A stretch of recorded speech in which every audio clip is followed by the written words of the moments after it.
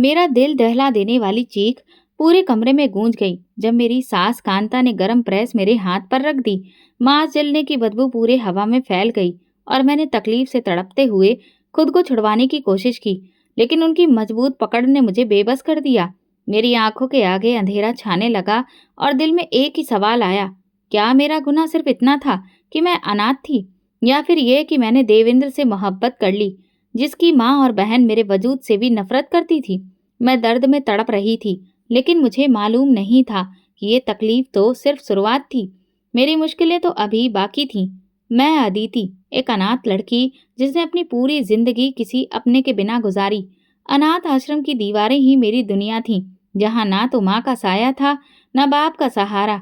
बचपन में जब दूसरी लड़कियां अपनी माँ की गोद में सोती, मैं अपनी आंखों के आंसू तकिए में जमा कर लेती। मैंने कभी सोचा भी नहीं था कि मेरी जिंदगी का रास्ता एक दिन अचानक से बदल जाएगा, कि किस्मत मेरे लिए भी कोई फैसला करेगी, चाहे वो कितना ही जहर भरा क्यों ना हो। जिस दिन देवेंद्र पहली बार अनाथालय में आया, मैंने उसे बस एक आम आदमी समझा। वो बहुत ही सुलझा और संजीदा लग रहा था, एक ऐसा मर्द जो अपने आसपास के लोगों की मदद करना चाहता था। उसके चेहरे पर नरमी थी, लहजे में मिठास थी। जब वो लड़कियों में कपड़े और खाने की चीजें बांट रहा था, तो मैं दूर खड़ी सब कुछ देख रही थी। मैं उन चीजों के लिए आगे बढ़ने वाली लड़कियों में शामिल नहीं थी, क्योंकि मैं जान चुकी थी कि दुनिया में मिलने वाली भीख सिर्फ कुछ वक्त के लिए होती है। इसका लंबे वक्त के लिए कोई सहारा नहीं बनता। लेकिन फिर कुछ ऐसा हुआ जिसने मुझे हैरान कर दिया। देवेंद्र ने मैडम मीना से, जो कि अनाथालय की इंचार्ज थीं, मेरे बारे में पूछा। वो मुझ पर नजर रखे हुए था। मैं घबरा गई। मैडम मीना ने बताया कि मैं सबसे अलग रहती हूँ, ज्यादा बात नहीं करती और अपना हर काम खुद करती हूँ। देवेंद्र ने कुछ देर मेरी तरफ खामोशी से देखा, जैसे वो किसी गहरी सोच में हो। फिर वो मेरे पास आया और नरमी से बोला, तुम यहाँ पर खुश हो? मैं चौंक कर उसे देखने लगी। ये सवाल मेरे लिए नया था। मैं और खुश? ये सवाल मेरे बारे में पहले कभी किसी ने नहीं सोचा था। मैंने नजरें झुका ली और कुछ नहीं बोली। देवेंद्र ने एक पल के लिए मुझे ध्यान से देखा और फिर धीरे से कहा, अगर तुम चाहो तो मैं तुम्हें यहाँ से लेकर जा सकता हूँ। मैं तुमसे शादी करना चाहता हूँ। मेरी सांसें रुक गईं। मैंने उसकी आंखों में झांक कर देखा। क्या ये सच में हो रहा था या फिर कोई सपना था? मैं एक अनाथ लड़की थी। मेरे पास मेरे नाम के सिवा कुछ भी नहीं था। फिर ये मर्द मुझे क्यों अपना नाम देना चाहता था? लेकिन मुझे ये पता नहीं था कि किस्मत की ये मिठास मुझे कितने जहरीले दिनों की तरफ लेकर जा रही थी। नई जिंदगी की दहलीज। मैंने कभी सोचा भी नहीं था कि मेरी जिंदगी इतनी तेजी से बदल जाएगी। कुछ हफ्ते पहले तक मैं अनाथालय में थी और आज मैं एक नई जिंदगी की दहलीज पर खड़ी थी, एक दुल्हन के रूप में। और एक ऐसे मर्द के साथ मेरी शादी हुई थी जिसने मुझे भीख के तौर पर नहीं, बल्कि इज्जत के साथ अपनी जिंदगी में शामिल किया था। शादी के बाद देवेंद्र मुझे अपने घर ले आया। रास्ते भर वो चुप रहा, जैसे कुछ सोच रहा हो। मैंने उसकी तरफ कई बार देखा, लेकिन हिम्मत नहीं कर पाई कि कोई सवाल करूं। नई जगह, नए लोग, नया माहौल। मैं डरी हुई थी। जब गाड़ी उसके घर के सामने रुकी, तो मैंने एक बड़ी पुरानी कोठी देखी। दिल में एक अजीब सी कसक पैदा हुई, जैसे ये इमारत सिर्फ ईंटों का ढेर नहीं, बल्कि कोई अंधेरे से भरा किला हो, जहां कदम रखते ही मेरी दुनिया बदल जाएगी। दरवाजा खुला और पहली बार मेरी सास कांता और ननद नेहा से मेरा सामना हुआ। सास ने सिर से लेकर पैर तक मुझे ऐसे देखा जैसे मैं कोई भिखारी हूँ। उनकी आंखों में अजनबीपन था और मेरी ननद नेहा ने भी मुंह बनाकर मुझसे अपना चेहरा फेर लिया। यही है तुम्हारी पसंद? सास ने देवेंद्र की तरफ देखकर ताना मारा। मेरा दिल जोर से धड़कने लगा। देवेंद्र ने नरमी से जवाब दिया, माँ, अदिति मेरी पत्नी है, इसे इज्जत दीजिए। इज्जत? तूने तो खुद हमारी इज्जत एक अनाथ लड़की के हाथ में दे दी। मेरे पैरों तले से जमीन निकल गई। मैंने बेबसी से देवेंद्र की तरफ देखा कि शायद वो मेरी तरफदारी में कुछ कहे, लेकिन वो खामोश था और ये खामोशी मेरे हक में नहीं थी। ये आने वाले तूफान की पहली आहट थी, एक जहरीली शुरुआत। पहली रात जब मैं अपने कमरे में दाखिल हुई, तो मैंने गहरी सांस ली। ये मेरा नया घर है, मुझे यहाँ रहना होगा। मैं खुद को तसल्ली देने लगी, लेकिन रात के दूसरे पहर दरवाजा जोर से खुला और मेरी सास अंदर दाखिल हुई। ये ऐशो आराम की जिंदगी के सपने देखना छोड़ दो अदिति, तुम्हारी हकीकत कुछ और है। उन्होंने दांत पीसते हुए कहा। मैं सहम कर उन्हें देखने लगी। जो बहू बेटियां इज्जत से आती हैं उन्हें इज्जत मिलती है, लेकिन जो भीख में आए उसे नौकरानी बना दिया जाता है। ये जहरीला कमेंट मेरे दिल में किसी खंजर की तरह उतर गया। मैंने अपनी जिंदगी में कई मुश्किलें देखी थी, लेकिन ससुराल की दुनिया कुछ और ही निकली। एक ऐसी जगह जहां मेरी कोई हैसियत नहीं थी, जहां मेरे जज्बातों की कोई कीमत नहीं थी। मैं चाहती थी कि देवेंद्र मेरा सहारा बने, मेरी ढाल बने, मगर वो तो जैसे अपनी माँ और बहन के बीच कहीं खो गया था। देवेंद्र के घर आने के बाद भी मेरी सास और ननद के रवैये में कोई बदलाव नहीं आया। वे मेरे सामने कुछ और होती और देवेंद्र के सामने कुछ और। मैं खामोश रहती, दिल ही दिल में प्रार्थना करती कि मेरा पति मुझे समझे, मगर किस्मत को शायद कुछ और ही मंजूर था। मैं दुबई जा रहा हूँ अदिति। जब देवेंद्र ने ये शब्द कहे तो मैं अंदर से घबरा गई। मेरी आवाज कहीं गुम हो गई थी। बस 2 दिन बाद जाना है। मुझे ऐसा लगा जैसे मेरे पैरों तले से जमीन खिसक गई हो। शादी को अभी कुछ ही हफ्ते हुए थे और वो जा रहा था। मैंने नजरें झुका ली और सिर हिलाकर इस बात को स्वीकार कर लिया, मगर अंदर ही अंदर मेरी दुनिया बिखर रही थी। फिक्र मत करो, मैं हर महीने पैसे भेजूंगा। माँ और नेहा का ख्याल रखना। सास और ननद मेरी आंखों में थी तो भारी, मेरा ख्याल रखने का जिक्र तो कहीं भी नहीं था। 2 दिन पलक झपकते गुजर गए और फिर वो दिन आया जब देवेंद्र रवाना हो गया। मैं एयरपोर्ट पर आखिरी बार ध्यान से उसके चेहरे को देख रही थी, इस उम्मीद में कि वो कुछ ऐसा कहे जो मेरे दिल को सुकून दे, लेकिन वो बस इतना बोला, मेरी गैर मौजूदगी में माँ का हर कहा मानना। ये शब्द मेरी किस्मत पर एक नई मोहर लगाने के बराबर थे। देवेंद्र के जाते ही मेरी सास की आंखों में जो नफरत उभरी, मैं तो कांप कर रह गई थी। जैसे ही दरवाजा बंद हुआ वो एकदम मेरी तरफ मुड़ी। अब तुम पर कोई तरस खाने वाला नहीं, जो कहूँ वो करना होगा, वरना। ये किसी भयानक अंजाम की धमकी थी। मैंने अपनी किस्मत का फैसला मान लिया। अब मैं एक पत्नी नहीं बल्कि एक नौकरानी बन चुकी थी, और ये नौकरी कब खत्म होगी? शायद कभी नहीं। देवेंद्र के जाते ही मेरा पहला दिन था, एक दिन जिसने मुझे दिखाया कि मेरी क्या हैसियत है। मैं सुबह उठकर पूजा की और भगवान से प्रार्थना की कि मेरी जिंदगी आसान कर दे, लेकिन तभी जोरदार आवाज के साथ दरवाजा खुला। मेरी सास अंदर आई और बोली, अब जगी हो या सारा दिन सोने की ही योजना है? उनकी सख्त आवाज मेरे कानों में गूंज रही थी। मैंने जल्दी से पल्लू सिर पर लिया और खड़ी हो गई। नाश्ता तैयार करो और याद रखना, अगर नमक मिर्च जरा सा भी कम ज्यादा हुआ तो तुम्हें सजा मिलेगी। मैं सिर हिलाते हुए तेजी से किचन में गई और सोचने लगी कि क्या बनाऊं। मेरे हाथ आटे की तरफ बढ़े ही थे कि पीछे से नेहा की आवाज आई, बस ज्यादा उछलने की जरूरत नहीं है। तुम्हें क्या पता खाना पकाने का? मैंने धीरे से कहा, मैं बना लूंगी, आप फिक्र ना करें। वो बोली, तुम्हारी झूठी मासूमियत कब खत्म होगी? फिर उसने पास आकर आटे का डिब्बा जोर से मेरे सामने रखा, जैसे उसे मुझसे बहुत नफरत हो। नाश्ता बनाते हुए मेरे हाथ कांप रहे थे। मैं डर रही थी कि कहीं कोई गलती ना हो जाए। जब मैंने नाश्ता मेज पर लगाया तो सास ने पहला निवाला मुंह में डालते ही थाली जोर से मेज पर पटक दी। ये क्या बनाया है? नमक ज्यादा है। ये कोई खाने की चीज है? मैंने आंखें झुका ली। तुम्हारा पहला दिन है, इसलिए सिर्फ डांट रही हूँ। अगली बार हाथ से पकड़कर बाहर फेंक दूंगी। मैं जल्दी से प्लेट हटाकर किचन में जाकर रोने लगी। जी चाहा कि भाग जाऊं, लेकिन कहाँ जाती? अब मुझ में हिम्मत नहीं थी, बस मुझे सब्र करना था। मेरा दिन एक नौकरानी की तरह गुजरा था। झाड़ू, बर्तन, कपड़े धोना और दिन भर ताने सुनना, यही मेरी किस्मत बन चुका था। सुबह से मैं घर के कामों में लगी थी। सास की हर बात पर जी माँ जी कहकर जवाब देना, नेहा के ताने सहन करना और हर काम में गलती निकालने पर भी चुप रहना, यही मेरी रोजमर्रा की जिंदगी बन चुकी थी। मैंने बहुत कोशिश की कि ऐसा कोई काम ना हो जिस पर मुझे ताने सुनने पड़े, मगर जैसे ही दोपहर हुई मेरी किस्मत फिर से पलटा खा गई। नेहा के कपड़ों पर प्रेस करनी थी। मैंने प्रेस को गर्म होने के लिए रखा और दूसरे कपड़े सही करने लगी। शायद मैं कुछ पल के लिए भूल गई थी कि प्रेस कितनी गर्म हो चुकी है। जब मैंने पहला कपड़ा उस पर रखा तो वो एकदम से जलने लगा। अरे, मेरे मुंह से निकला और मैं जल्दी से प्रेस हटाने लगी। तभी दरवाजे पर खड़ी नेहा की तेज आवाज आई, तुमने मेरे कपड़े जला दिए। वो गुस्से से लपकी और जला हुआ कपड़ा हाथ में लेकर चिल्लाई, ये मेरा पसंदीदा सूट था। तुमने ये जानबूझकर किया ना?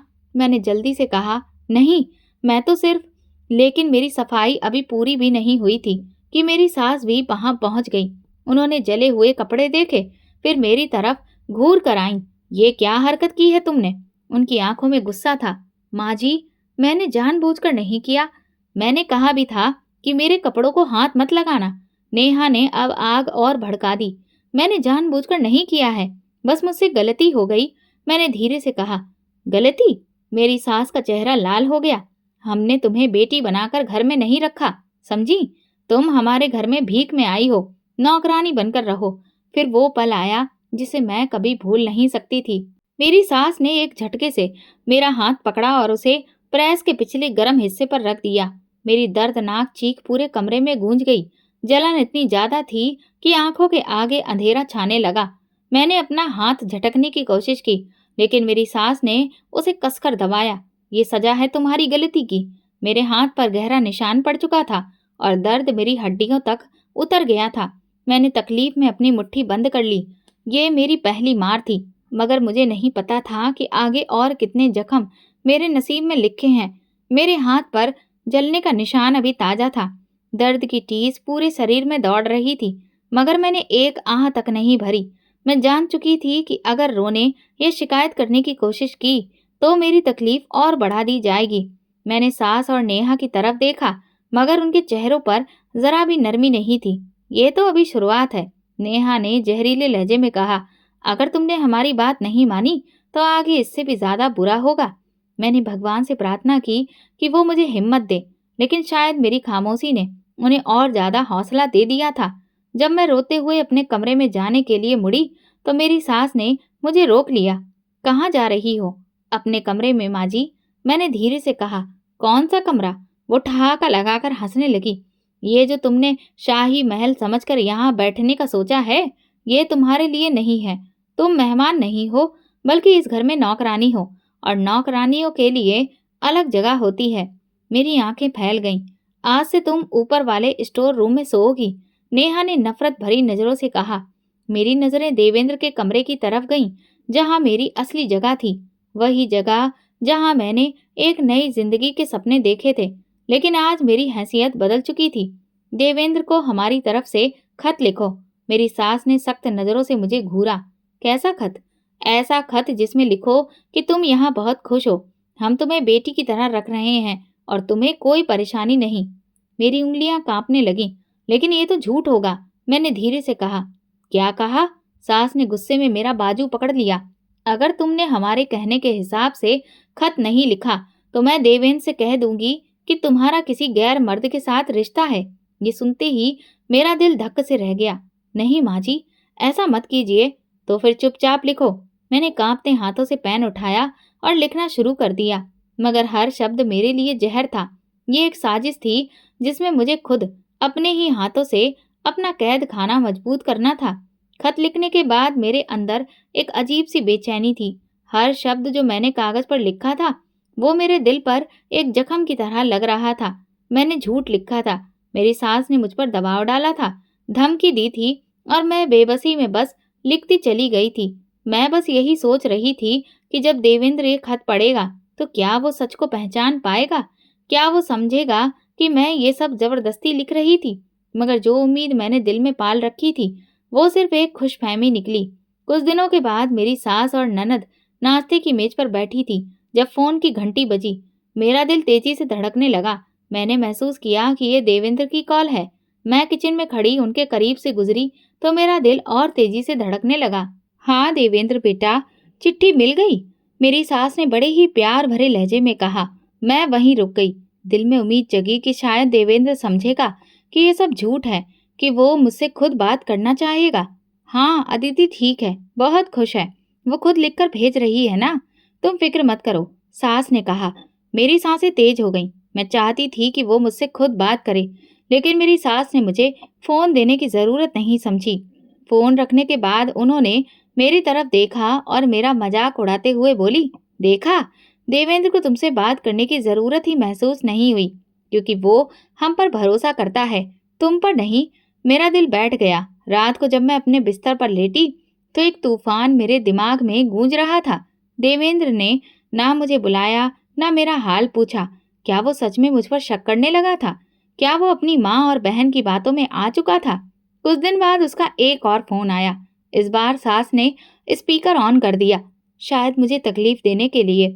माँ, अदिति का ध्यान रखिएगा, लेकिन मुझे महसूस हो रहा है कि वो मुझसे कुछ छुपा रही है। कहीं वो मेरी गैर मौजूदगी में कोई गलती तो नहीं कर रही। ये सुनकर मेरा दम घुटने लगा। देवेंद्र को मुझ पर शक होने लगा था। उसके ये शक भरे शब्द मेरे ऊपर हथौड़े की तरह बरस रहे थे। मेरा दिल चाहा कि मैं चिल्लाकर कहूँ कि मैं तो बेकसूर हूँ, लेकिन मेरी आवाज कैद हो चुकी थी। मेरी जुबान पर ताले लग चुके थे। फोन रखने के बाद मेरी सास ने बड़े ही रौबदार अंदाज में मुझे देखा, जैसे वो मेरी हार का जश्न मना रही हो। देखा, तुम्हारा पति तुम पर भरोसा नहीं करता। तभी मेरी ननद भी जहरीली हंसी हंसते हुए बोली, अब तुम लाख सफाई दो तो भी वो तुम्हारी बात पर यकीन नहीं करेगा। मुझे समझ नहीं आ रहा था कि मैं क्या करूं। अगर मैं देवेंद्र को सच्चाई बताने की कोशिश भी करती तो क्या वो मेरी बात सुनने को तैयार होता? उसका शक मेरी रूह पर एक बोझ बन चुका था। रात को जब मैं अपने बिस्तर पर लेटी तो मेरी आंखों में नींद नहीं थी। मैंने भगवान से प्रार्थना की कि अब वो ही कोई रास्ता दिखाए। शायद उसने मेरी सुन ली थी। अगले दिन मैं आंगन में झाड़ू लगा रही थी, तभी मोहल्ले की संतोषी मौसी दरवाजे पर आईं। वो अक्सर मेरे हाल पर तरस खाती थी और माँ के नाते मेरे जख्मों पर मरहम लगाने की कोशिश करती थी। कैसी हो बेटी? उन्होंने नरमी से पूछा। मैंने उनकी तरफ देखा, आंखों में आंसू तैरने लगे। बस जी रही हूँ मौसी, कभी कभी तो लगता है कि यहाँ से कहीं भाग जाऊं, मैंने धीरे से कहा। उन्होंने मेरी जली हुई कलाई पर नजर डाली और चौंक गई। ये कैसे हुआ? मैंने जल्दी से हाथ पीछे कर लिया। कुछ नहीं, बस गलती से, वो सख्त लहजे में बोली। मुझे सच बताओ, क्या हो रहा है इस घर में? मैंने उनकी नजरों में अपनी माँ की झलक देखी। वो माँ जो कभी मेरे साथ नहीं थी, मगर शायद कहीं न कहीं मुझे देख रही थी। मुझे नहीं पता कि मैं सच कैसे साबित करूं। मेरी आवाज लड़खड़ा गई। मौसी ने मेरा हाथ थाम लिया। बेटी, सच को छुपाया जा सकता है, मगर हमेशा के लिए नहीं। भगवान पर भरोसा करो और खुद को बेबस मत समझो। ये पहली बार था कि मुझे उम्मीद की किरण दिखाई दी, लेकिन ये किरण मुझे अंधेरे से निकालने के लिए काफी थी या नहीं, ये मैं नहीं जानती थी। मौसी के शब्द मेरे दिल में किसी चिराग की लौ की तरह जलने लगे। मुझे पहली बार लगा कि मैं बेबस नहीं हूँ। बस, बहुत हो गया। सारा दिन मैं इसी बारे में सोचती रही। देवेंद्र, काश तुम समझ पाते। मेरी सास के जुल्म, ननद की साजिशें, मैं कब तक सब सहूंगी? कब तक चुप रहूंगी? तभी सास की आवाज ने मुझे चौंका दिया। ये कपड़े धोने हैं, और ध्यान रखना, अगर जरा सी भी गलती हुई तो हाथ तोड़ दूंगी। उनकी नजरें तीखी थी और लहजा जहर से भरा था। मैंने धीरे से सिर हिलाया और कपड़े लेकर आंगन में चली गई। मैंने पानी भरा और कपड़े धोने लगी। हाथ जल रहा था, मगर दिल में एक नई हिम्मत आ रही थी। बस बहुत हो गया, मैंने खुद से कहा। मौसी की बातें मेरे जहन में गूंज रही थीं। भगवान पर भरोसा रखो। मैंने फैसला कर लिया कि अब कुछ करना होगा। अब मैं चुपचाप ये तमाशा नहीं देख सकती थी। अगले दिन देवेंद्र की कॉल आई। हमेशा की तरह सास ने स्पीकर ऑन कर दिया ताकि मैं बेबसी में उनकी बातें सुन सकूं। कैसी हो माँ? अदिति कैसी है? देवेंद्र ने पूछा। बेटा, वो बहुत खुश है, हमारे साथ हंसी खुशी रह रही है, सास ने मक्कारी वाली मुस्कान के साथ कहा। मेरा दिल चाहा कि मैं चीख कर कहूँ, देवेंद्र, ये सब झूठ है, लेकिन मेरी जुबान बंद थी। तभी संतोषी मौसी अचानक दरवाजे पर आ गई। वो शायद किसी बहाने से आई थी, लेकिन जैसे ही उन्होंने सास को फोन पर झूठ बोलते सुना, उनके चेहरे का रंग बदल गया। बस बहुत हो गया, मौसी एकदम बोली। मेरी सांस चौंक कर उनकी तरफ देखने लगी। देवेंद्र बेटा, मैं संतोषी मौसी बोल रही हूँ, और मैं तुम्हें वो सच बताने आई हूँ जो तुम्हारी माँ छुपा रही है। कमरे में जैसे खामोशी छा गई। मेरी सास का चेहरा उतर गया। मेरा दिल जोर जोर से धड़कने लगा। क्या मेरा सच आखिरकार सामने आ जाएगा? मेरी ननद के चेहरे पर भी खौफ दिख रहा था।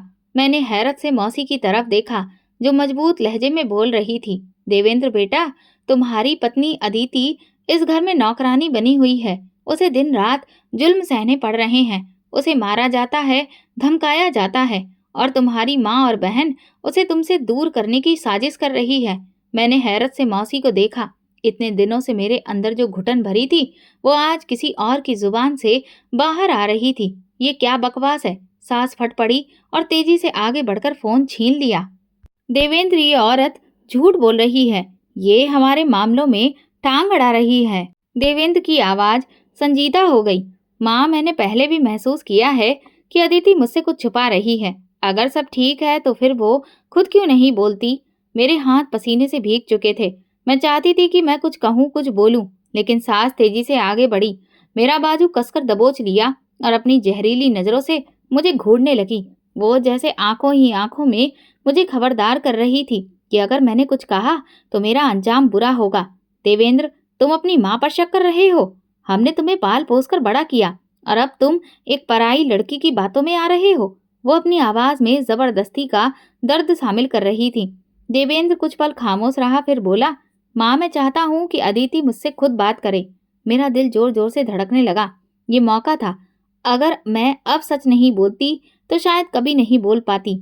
मैंने हिम्मत जुटाई ताकि देवेंद्र को सब कुछ बता सकूं, लेकिन इससे पहले ही मेरी सास ने गुस्से में मुझे धक्का दे दिया और फोन काट दिया।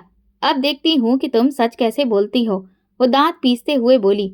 उस दिन मुझे एहसास हुआ कि मेरे इम्तिहान अभी खत्म नहीं हुए हैं, बल्कि एक नया तूफान मेरी तरफ बढ़ रहा है।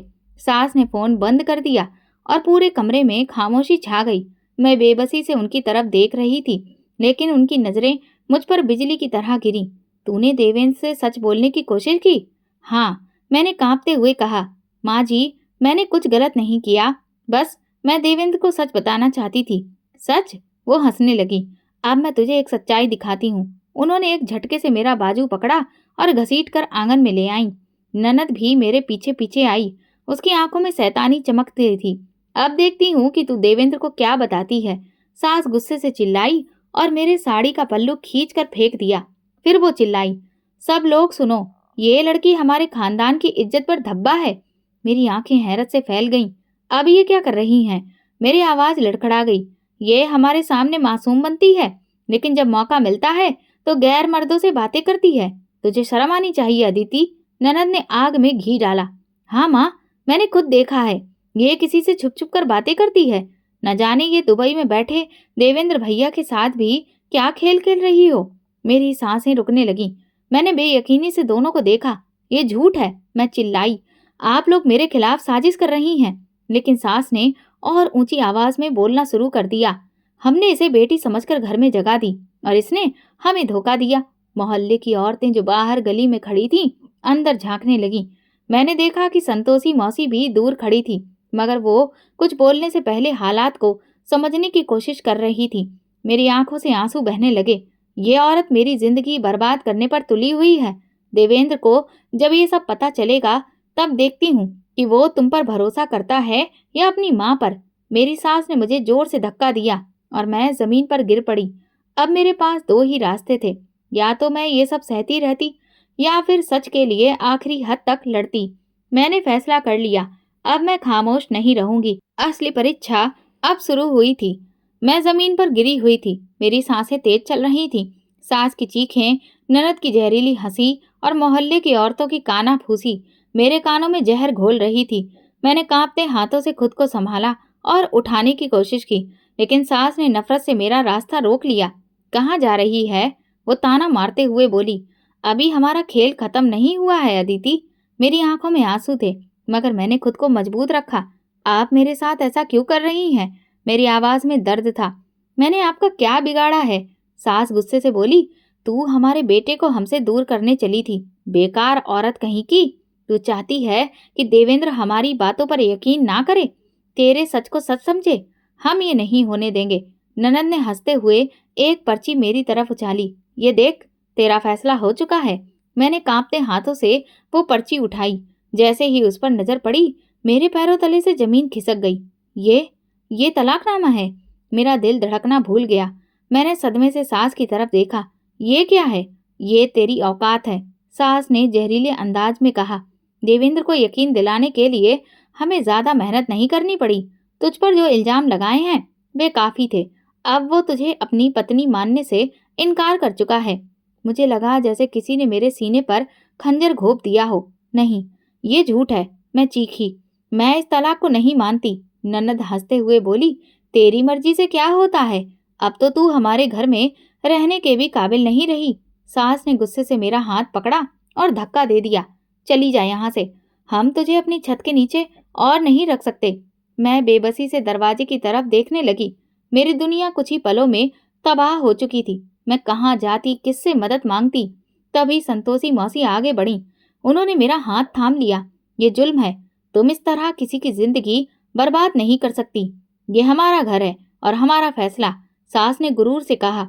लेकिन मैंने फैसला कर लिया था, ये सब ऐसे खत्म नहीं होगा। मैं अपना हक लेकर रहूंगी, मैं सच्चाई साबित करके रहूंगी। मैं दरवाजे के करीब खड़ी थी, हाथ में तलाक के कागज, आंखों में बेयकीनी और दिल में दर्द की चीखें।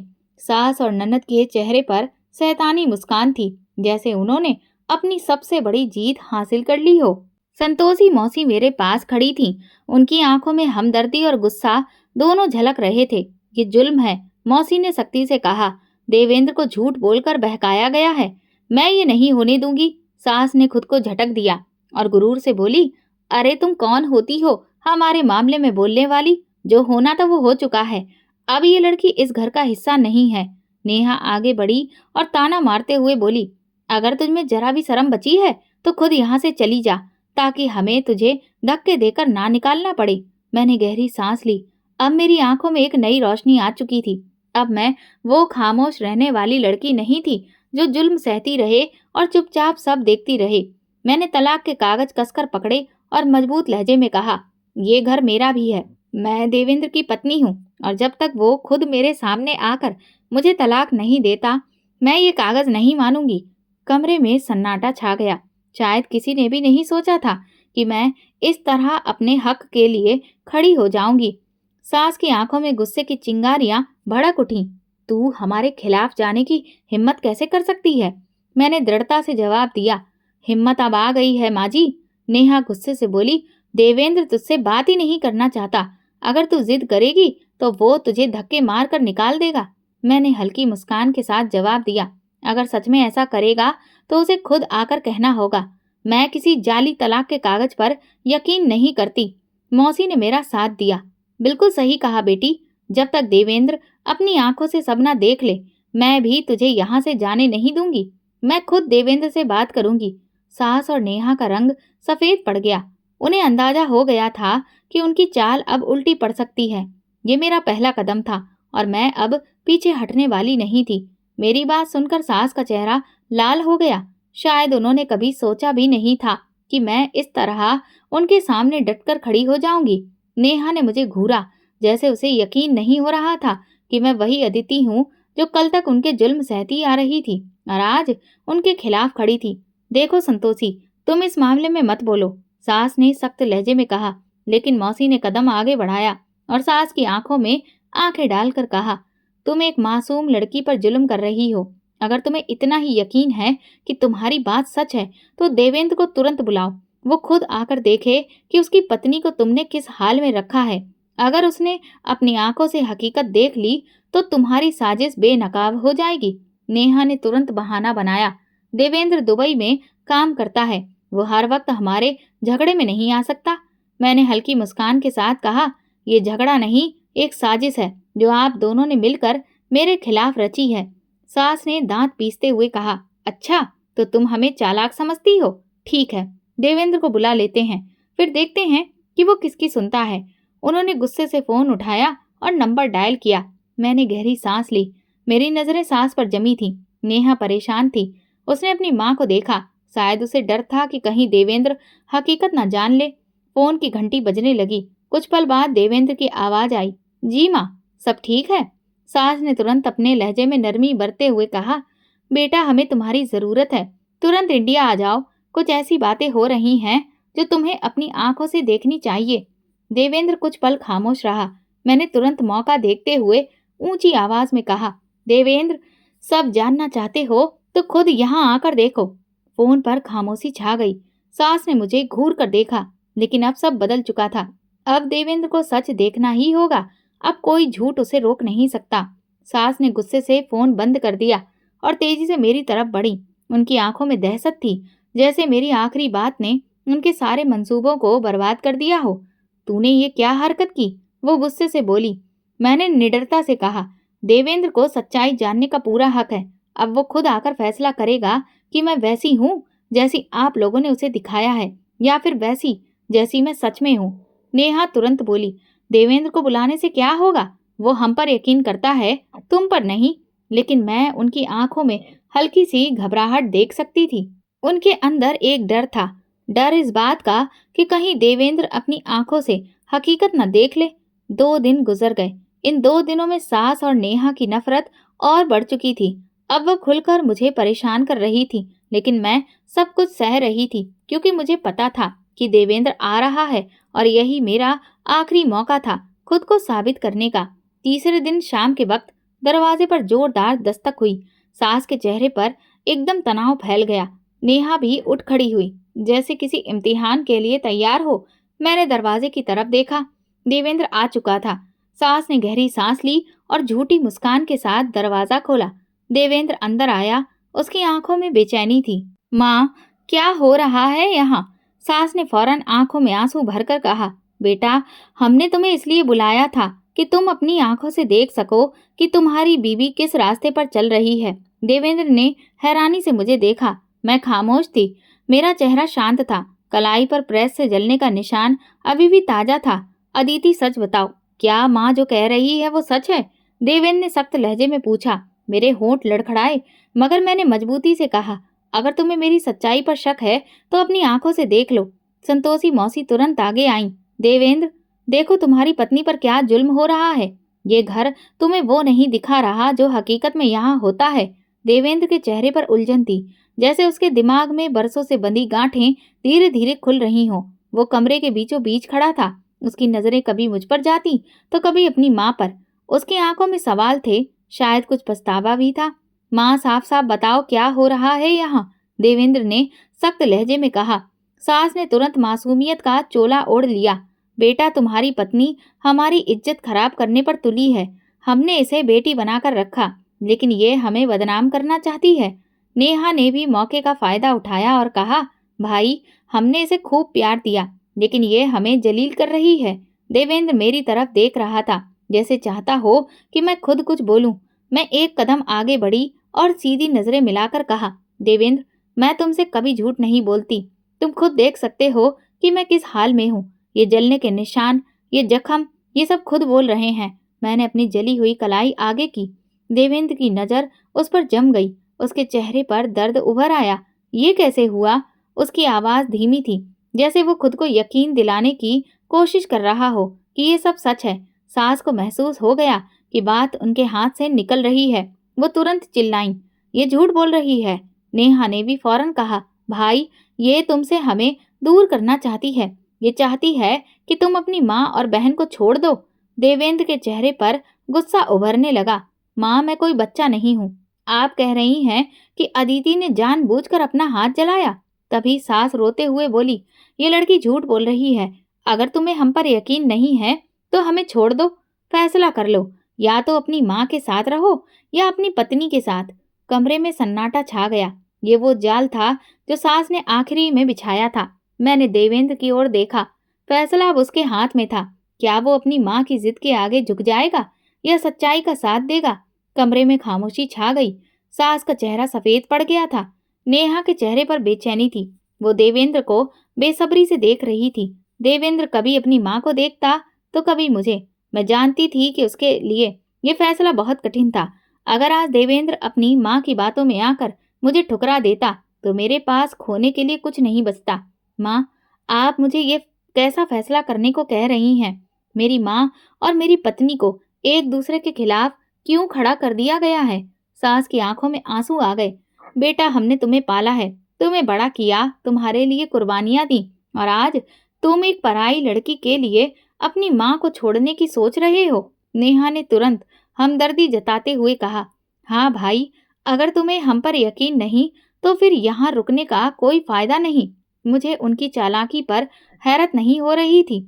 मैं जानती थी कि मेरी सास मुझे हराने के लिए हर मुमकिन हथियार इस्तेमाल करेगी, यहाँ तक कि इमोशनल ब्लैकमेलिंग भी। देवेंद्र ने मेरी तरफ देखा। अदिति, तुम क्या चाहती हो? उसने धीरे से पूछा। मैंने एक पल के लिए गहरी सांस ली और फिर मजबूत लहजे में कहा, मैं सिर्फ इंसाफ चाहती हूँ देवेंद्र। मैं चाहती हूँ कि तुम सच और झूठ को अपनी आंखों से देखो, बिना किसी की बातों में आए हुए। मैं चाहती हूँ कि तुम मेरे हालात, मेरे जख्म, मेरे दर्द को समझो, और अगर फिर भी तुम्हें लगे कि मैं गलत हूँ तो मैं खुद चली जाऊंगी। देवेंद्र चुप हो गया।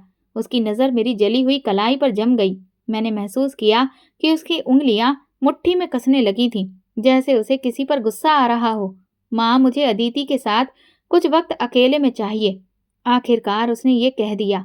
सास ने तुरंत विरोध किया। देवेंद्र, तुम हमें नजरअंदाज कर रहे हो। नहीं माँ, मैं सिर्फ सच जानना चाहता हूँ। अगर अदिति सच में झूठ बोल रही है तो मैं खुद इसे घर से निकाल दूंगा। ये सुनते ही सास और नेहा के चेहरे का रंग उड़ गया। वो जानती थी कि अगर देवेंद्र मुझसे अकेले में बात करेगा तो सारा सच सामने आ जाएगा। अब खेल मेरे हाथ में था और मैं इस मौके को बर्बाद नहीं कर सकती थी। मैंने पहली बार उन दोनों के चेहरे पर डर देखा था। देवेंद्र बेटा, हमें तुमसे कोई शिकायत नहीं, लेकिन इस लड़की की बातों में मत आ जाना, सास ने जबरदस्ती मुस्कुराते हुए कहा। ये तो तुम्हें हमें हमारे खिलाफ कर देगी। नेहा ने भी जल्दी से कहा। भाई, भाभी बहुत चालाक है, ये तुम्हें अपने जाल में फंसाने की कोशिश कर रही है। देवेंद्र ने सख्ती से उन्हें देखा और कहा, मैं फैसला किसी के कहने पर नहीं, अपनी आंखों से देख कर करूंगा। ये कहकर वो मेरा हाथ पकड़कर मुझे कमरे में ले गया। मेरे दिल की धड़कन तेज हो गई, क्योंकि अब सब कुछ मेरे शब्दों पर निर्भर था। कमरे का दरवाजा बंद होते ही देवेंद्र ने गहरी सांस ली और सीधा मेरी तरफ देखा। अब सच बताओ अदिति, क्या हो रहा है? उसका लहजा सख्त था, मगर मैंने उसकी आंखों में एक गैर यकीनी सी उलझन देखी। मैंने अपनी जली हुई कलाई उसके सामने कर दी। ये निशान देख रहे हो देवेंद्र? क्या तुम्हें लगता है कि मैंने खुद अपने आप को जलाया होगा? उसकी नजर मेरे जख्मों पर गई और मैंने देखा कि उसके चेहरे पर नरमी आ रही थी। मैंने माँ का जिक्र करते हुए कहा, जब तुम गए थे तो माँ और नेहा ने मुझे नौकरानी बना दिया। मैं तुम्हारी पत्नी थी, लेकिन उन्होंने मुझे वो इज्जत कभी नहीं दी। मुझे भूखा रखा, गालियां दी, प्रेस से जलाया, और जब मैंने सच बोलने की कोशिश की तो उन्होंने तुम्हें मेरे खिलाफ कर दिया। देवेंद्र का चेहरा सख्त होता जा रहा था। ये सब झूठ हो सकता है अदिति, वो धीरे से बोला, मगर उसकी आवाज में खुद भरोसा नहीं था। अगर तुम्हें सब जानना है तो माँ और नेहा को बिना बताए संतोषी मौसी या फिर किसी भी पड़ोसी से पूछो। मैंने मजबूती से कहा। अगर मैं गलत निकली तो मैं खुद चली जाऊंगी। देवेंद्र के चेहरे के हाव भाव बदल गए। शायद वो पहली बार सोच रहा था कि वाकई वो गलती कर चुका है। कुछ पल वो खामोश रहा, फिर अचानक उठा और दरवाजे की तरफ बढ़ा। कहाँ जा रहे हो? मैंने पूछा। उसने पलटकर कहा, सच जानने। जब वो कमरे से निकला तो सास और नेहा सोफे पर बैठी बेचैनी से उसका इंतजार कर रही थी। जैसे ही उन्होंने देवेंद्र को देखा, नेहा तुरंत खड़ी हो गई। भाई, आप भाभी की बातों में आ गए? वो आपको हमारे खिलाफ कर रही है। देवेंद्र ने हाथ उठाकर रोका और सख्त लहजे में बोला, अब एक शब्द नहीं नेहा, मैं अपनी आंखों से सब देखना और सुनना चाहता हूँ। सास ने तुरंत रोनी सूरत बना ली। बेटा, तुम अपनी माँ पर शक कर रहे हो? हमने तुम्हें पाल पोस कर इतना प्यार दिया और तुम आज एक औरत के कहने पर हमें झूठा समझ रहे हो। देवेंद्र ने उनकी बातों को नजरअंदाज किया और सीधे संतोषी मौसी के पास पहुंचा। वो पहले से ही सच बोलने के लिए बेताब थी। जैसे ही वो अंदर आई, उनके चेहरे पर सख्ती थी और सच की रोशनी भी दिख रही थी। देवेंद्र बेटा, तुम खुद सुन लोगे कि तुम्हारी पत्नी पर क्या क्या जुल्म हुए। मौसी ने एक एक करके सब कुछ खोल कर रख दिया। मुझे प्रेस से जलाना, झूठे इल्जाम लगाना, सब कुछ। देवेंद्र का चेहरा पत्थर जैसा सख्त हो गया था। मौसी की हर बात के साथ मेरी सास और ननद के चेहरे से हवाइयां उड़ रही थीं। ये सब सच है माँ? देवेंद्र ने ठंडी मगर खतरनाक आवाज में पूछा। सास एकदम बदल गई। बेटा, हमने जो किया तुम्हारे भले के लिए किया। मेरी बीवी पर जुल्म करना मेरा भला था? देवेंद्र की आवाज गूंज उठी। अब मेरी सास के पास कोई जवाब नहीं था। उनकी सारी चालाकियां, सारे झूठ एक पल में हवा में गायब हो गए। आज उनका गुरूर टूट चुका था और वो अपनी तन्हाई में कैद हो चुकी थी। सास खामोश बैठी रही, जैसे उनके पास अब कोई जवाब बाकी ही नहीं था। नेहा का चेहरा पीला पड़ गया था। उनकी नजरें कभी माँ पर जाती तो कभी देवेंद्र के चेहरे पर, जो अब किसी पत्थर की तरह सख्त हो चुका था। माँ, मैंने हमेशा आपको सबसे ज्यादा इज्जत दी, आपके हर फैसले को माना, लेकिन आज आपने मेरा भरोसा तोड़ दिया। सास ने देवेंद्र की तरफ देखा। बेटा, मैंने जो किया वो तुम्हें बचाने के लिए किया। ये लड़की तुम्हें हमसे दूर ले जा रही थी। देवेंद्र ने कड़वी आवाज में कहा। मुझे आपसे दूर करने वाली अदिति नहीं, बल्कि आपकी अपनी साजिशें हैं। मैंने सब कुछ देख लिया है और अब मैं इस खेल का हिस्सा नहीं बनूंगा। नेहा ने तुरंत कहा। भाई, तो क्या तुम हमें छोड़कर जा रहे हो? देवेंद्र ने नजरें झुका ली, फिर बोला, नहीं, मैं किसी को नहीं छोड़ रहा। मैं सिर्फ अदिति के साथ इंसाफ कर रहा हूँ। मैं उसे लेकर जा रहा हूँ जहाँ उसे इस तरह के किसी भी जुल्म का सामना ना करना पड़े। सास हार से करा उठी। क्या तुम अपनी माँ को छोड़ दोगे? देवेंद्र ने कहा। मैं आपको नहीं छोड़ रहा माँ, लेकिन मैं अपनी पत्नी को आपके साए में नहीं रहने दूंगा। मैंने बहुत देर कर दी, लेकिन अब मैं अपनी गलती सुधारना चाहता हूँ। उस शाम मैंने पहली बार सुकून की सांस ली।